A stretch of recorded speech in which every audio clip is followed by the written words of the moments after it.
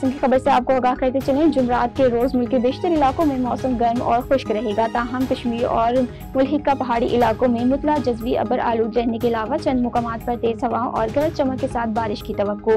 जुमे के रोज मुल्क के बेशतर इलाकों में मौसम गर्म और खुश्क जबकि मैदानी इलाकों में शदीद गर्म रहेगा। गुज़िश्ता 24 घंटे का मौसम मुल्क के बेशतर इलाकों में मौसम गर्म और खुश्क रहा। ताहम कश्मीर, बलाई खैबर पख्तूनख्वा, खिता पटुहार, इस्लामाबाद और वस्ती पंजाब में चंद मुकामात पर तेज हवाओं और गरज चमक के साथ बारिश हुई। सबसे ज्यादा बारिश millimetre Khyber Pakhtunkhwa, Kakul 9, Kashmir Rawalakot 9, Muzaffarabad city 2, airport 1, घटी दुबट्टा कोटली 1, पंजाब इस्लामाबाद एयरपोर्ट 6, गोल्डरा 1, मरी रोड अटक 5 और उकाड़ा में 1 मिलीमीटर बारिश रिकॉर्ड की गई।